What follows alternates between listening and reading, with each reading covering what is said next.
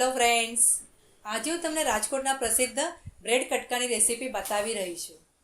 મિત્રો, જ્યારે તમે રાજકોટ જાઓ ને તો આ ડિશ જરૂરથી ટ્રાય કરજો. પણ ચાલો ને આજે હું તમને ઘરે બનાવીને બતાવું. જો તમને આ રેસીપી ગમે ને તો શેર કરજો અને લાઈક પણ કરજો. અને હા, તમે ગુજરાતી રસોઈ ચેનલ પર આજે નવા આવ્યા હોય ને તો આ ચેનલને સબસ્ક્રાઈબ કરજો અને બાજુમાં આપેલા બેલ આઇકોનને પણ ક્લિક કરજો.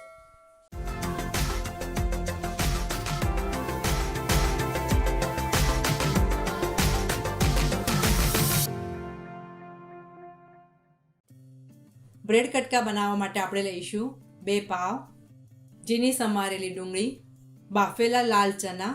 મિત્રો, અહીંયા બાફેલા લાલ ચનાને આપણે 3 થી 4 કલાક માટે પાણીમાં પલાળીને 3 થી 4 સીટી વગાડીને બાફી લેવાના છે.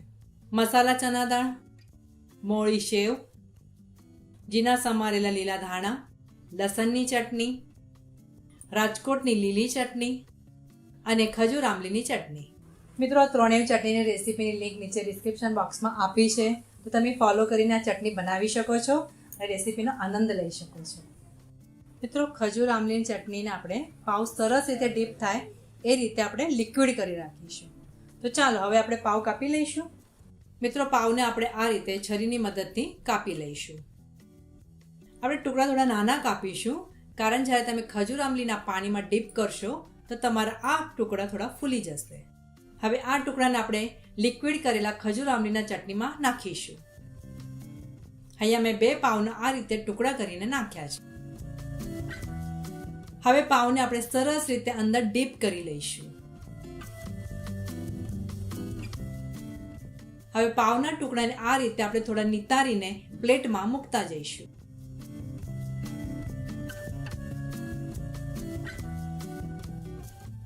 સરસ રીતે આ પાવના ટુકડાને આપણે આ રીતે પ્લેસ કરીશું. ઉપરથી રાજકોટની પ્રસિદ્ધ લીલી ચટણી નાખીશું. મિત્રો, તમને જરૂર લાગે તો આ લીલી ચટણીમાં થોડું પાણી નાખીને પાતળી કરી શકો છો. લસણની ચટણી,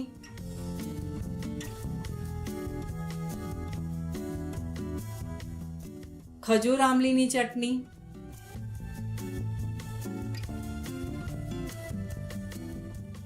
બાફેલા લાલ ચના,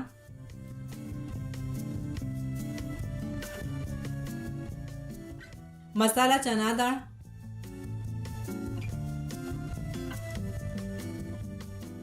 ઝીણી સમારેલી ડુંગળી,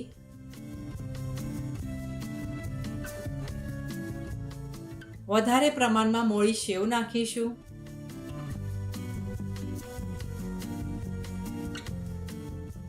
અને લીલા ધાણાથી ગાર્નિશ કરીશું. સરસ અને ટેસ્ટી બ્રેડ કટકા તમારા માટે તૈયાર છે. મિત્રો, આવતા વિડીયોમાં ફરીથી મળીશું. ત્યાં સુધી સરસ ખાઓ, સ્વસ્થ રહો અને ગુજરાતી રસોઈ જોતા રહેશો.